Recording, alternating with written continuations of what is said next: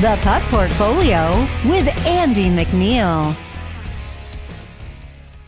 Hey, welcome to the Puck Portfolio. I'm Andy MacNeil, your host, here weekdays on the Canada Sports Betting YouTube channel to provide NHL projections, picks, betting advice, strategies, you name it, to help you make informed bets throughout the NHL season. This show is sponsored by NorthStar Bets, a good old Canadian sportsbook that you can check out via the link in the description below.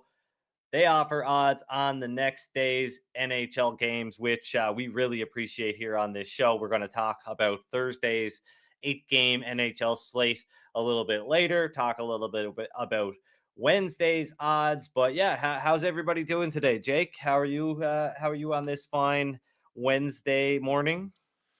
Doing good. Getting a little bit chilly out here. Finally, I've seen other cities in Canada besides Toronto getting dumped with snow and cold. So I've been wondering when it's going to happen over here. But yeah, feeling good.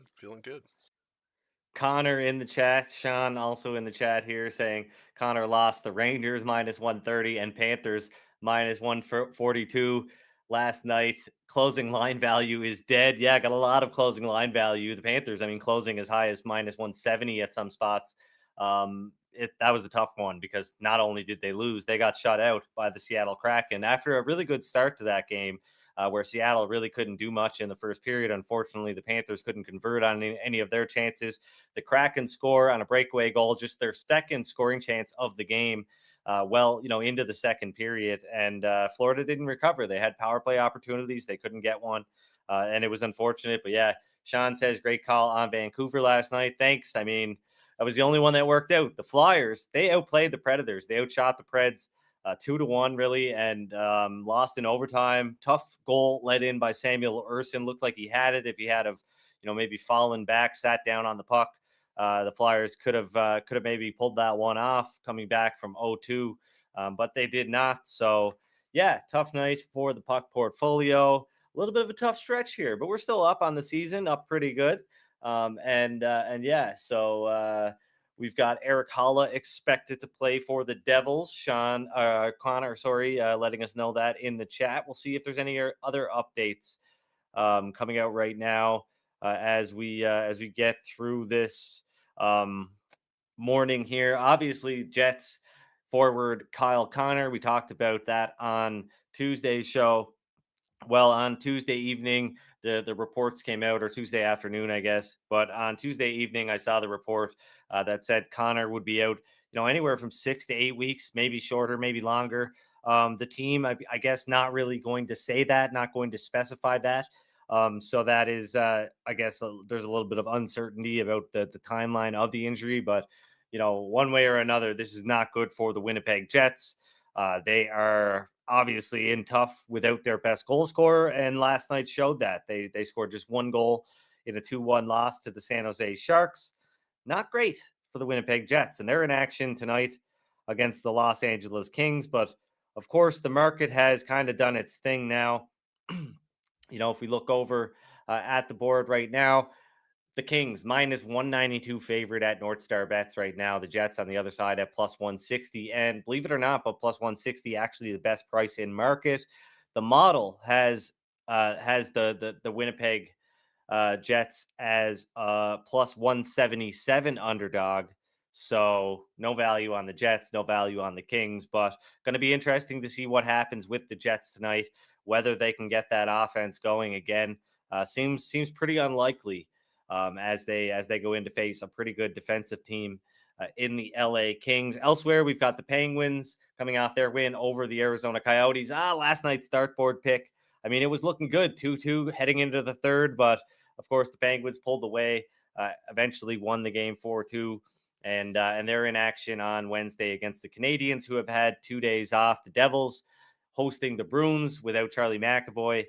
And Pavel Zacha. Looks like Morgan Geekie will be sliding up to play on the top line. I was really hoping they'd put John Beecher in that spot, give him a shot at that, because you can find Beecher to score an anytime goal as high as plus 825, plus 700. So he would have been a player that I would have taken a look at if he was slotted into that number one center spot. But he's on the fourth line, if you want to call it that. He does get a lot of responsibility throughout the game. But Anaheim and the Islanders going head to head. The Ducks have had 2 days off. The Islanders just 1 day off.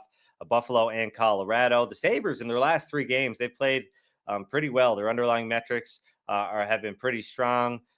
Roughly more than 60% in expected goals and shot attempts over the last 3 games in games against the Bruins, Arizona Coyotes, and the Montreal Canadiens. So not exactly a who's who, but they did have a win over the Boston Bruins and another one over the Coyotes. Lost a game against Montreal that they probably should have won. Colorado kind of on the skids lately, but don't know what Buffalo's lineup is necessarily going to look like. I'm not sure if Alex Tuck traveled with the team. I've been meaning to look that up, kind of got behind on things this morning. So maybe we'll learn about that here in a little bit. But right now, the Buffalo Sabres, according to the model, should be a plus 180 underdog. So if anything, things are trending, I guess, toward the Sabres possibly being a bigger underdog later in the day, and maybe then I'll give them a look, but nothing right now. And finally, like I said, the Kings should be a minus 177 favorite over the Winnipeg Jets, who are on the second half of a back-to-back, so no value there. But I do have a dartboard pick today, and I think it's a pretty good one. It's a pretty interesting one because I didn't have a lot of interest in any of the sides here on this 5-game slate. I did find some prop bets that I liked, and I decided to tie them all together in a parlay, make things a little bit more interesting here. So let's start. These are all at NorthStar Bets, as you see on the screen here. Some interesting markets that you can find at NorthStar Bets, some that you might be able to not be able to find at a lot of other sports books, which is another reason why you want to check them out via the link in the description below. So we're going to start off with the Pittsburgh Penguins over 0.5 power play goals, minus 106. The Pens power play converting at just 11.4% year to date, but they're generating 9.9 expected goals per 60 minutes. According to Evolving Hockey, only scoring 4.4 goals per 60 minutes on the power play this season. Pittsburgh has had the 5th fewest power play opportunities, so that's a little bit of a worry. But the Canadians, they've had to kill more penalties than all but 2 teams this season. The Anaheim Ducks, this is the second leg of the parlay. The Ducks, they've registered 31 plus shots on goal in 12 of their last 16 games. And the Islanders, they've allowed 31 plus shots in 14 straight games. So the Islanders allowing over 37 shots per game over that stretch. And this Ducks team, who will likely find themselves trailing in this one, hopefully score effects will help them out. The game script, I think, really, favors the Ducks getting a lot of shots in this one, given that the Islanders will probably jump out to a lead and do a good job at holding it. I shouldn't say they do a good job at holding it, but they'll try to do a good job holding the lead. And that will likely lead to some score effects for the Ducks. So I'm hoping for a lopsided game where the Ducks can just kind of come in waves against this Isles team who really likes to sit back in games. And the Ducks, of course, have some rest heading into this one. And finally, the Bruins and Devils over 1.5 power play goals, minus 112. So New Jersey ranks first on the power play this season. The Bruins, they rank 10th. That's good. The Devils are awful on the penalty kill. Obviously, Boston is the best team in the league on the penalty kill right now. New Jersey ranks 27th, though, and we don't need both teams to score in the power play here. We just need a combined 2 power play goals to get this one. So that is Pittsburgh Penguins over 0.5 power play goals, minus 106. The Anaheim Ducks over 30.5 shots on goal, minus 118. The Bruins and Devils over 1.5 power play goals, minus 112. 3-leg parlay plus 525. That is my dartboard pick for Wednesday, December 13th. Good luck with that one. Check out NorthStar Bets in the link via the link in the description below, and you'll find those markets available at NorthStar Bets. I don't know. Are there any sports books in the United States? I know we've got a lot of viewers in the United States. Let me know if there are any sports books out there that are offering, total shots on goal, team shots on goal, power play goals over combined power play goals, things like that. I would really like to know that. But anyway, let's move on to the projections for Thursday, December 14th. Look, I kind of overpromised because I thought it would be a bigger slate on Thursday like it typically is, but we've only got 8 games to talk about on Thursday. I'm going to zero in on a couple of them here. The first one being the Philadelphia Flyers. They're taking on the Washington Capitals. Now, we could see Max Pacioretty back. He's a full participant at Capitals practice on Wednesday, his first in a non-contact jersey, but maybe he needs a little bit more practice time. The model thinks the Flyers should be a minus 130 favorite hosting the Capitals on Thursday. They're minus 115 at NorthStar Bets right now. So I'm going to lock in the Flyers on the money line to get the win over the Capitals. Look, I really like this Flyers team. They are still, one of the top teams in expected goals percentage. Like I said, they played a really good game against the Predators. We got the wrong goaltender last night. Samuel Ersing got the start over Carter Hart. It'll likely be Carter Hart when they host their Metropolitan Division rival, the Washington Capitals, on Thursday. So I'm going to lock this in at minus 115 to win 1 unit, 1.15 unit bet to win 1 unit on the Flyers at minus 115. The model thinks that one should be minus 130. And my second bet for Thursday is the Ottawa Senators. Now, it's a smaller bet. The Blues, they fired Craig Berube, head coach Craig Berube, fired after a couple of hours, I guess, after Wednesday's loss or Tuesday's loss, to the Detroit Red Wings. The St. Louis Blues, they're 13, 14, and 1 on the season. Now, I think this team was, I thought they were going to be bad from the start. I actually thought Berube would have been, maybe a good bet at some point to be fired, because I think there is some, I think there was this team had too high expectations, and clearly that's the case, because I think they've performed up to expectations to this point. 13, 14, and 1. Maybe they've even exceeded expectations. But if you look how they've done against the betting lines, they've basically been a break-even team at home and on the road. So I think that's a pretty good indication, because the betting market is a reflection of the expectations of a team, and the Blues have been pretty much performing right up to par with those expectations. So I think it's a little bit of a weird move. If anybody should be fired, it's probably the guy that put the team together, Mr. Doug Armstrong. And I think that was a weird way to go, especially after a 4-game losing streak. The best thing to do here would be to get to blow this team up altogether. But the Senators, they did the thing that teams do where they just get good overnight, and they've been really good over the last month or so, since November 12th, fifth in the league in expected goals percentage at 5-on-5. Pretty good in all situations. Kind of have to eat some crow here, because the Sens look pretty bad, and I was adamant that they were bad. But hey, they've been turning things around, and this Blues team, they can put forth a decent performance every once in a while, but I think there's some value here, enough for a half unit play on the Senators at minus 105. So I'm going to lock that in here on the Sens, and hopefully they can spoil the party for a new interim head coach, Mr. Bannister.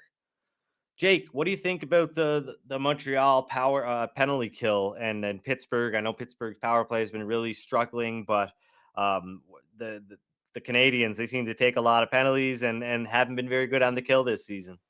Yeah, I mean, I think it's hard for them to be good when you take that many penalties. I don't think any team would kind of really hold up to that much pressure. So I think it's a good bet seeing the Pens at least score one tonight. The Canadians are loaded up and down with young players, and they're undisciplined, and that's just kind of the way it is. They kind of have to survive in waves and hope that they can counterattack. But yeah, I think it's a good bet that the Pens cash in tonight. Yeah, so minus 105 on the Sens. That is the best price in market currently over at NorthStar Bets. So locking that in to win a half unit. Nothing super exciting about Thursday's slate.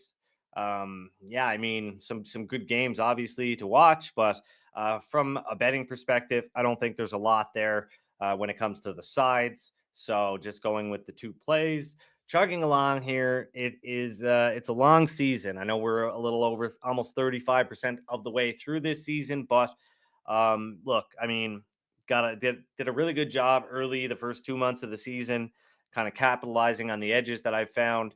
And now things not I don't think it's going to be this for the long term, but things have kind of slowed down a little bit. And I haven't been finding as many bets that I like over the last week or so, and hopefully that'll turn here heading into the holidays as some schedules switch up and whatnot. But no, I haven't been loving the last week of hockey in terms of you know, my bets. And I mean, even a lot of the bets I've been placing, I'm not exactly in love with them.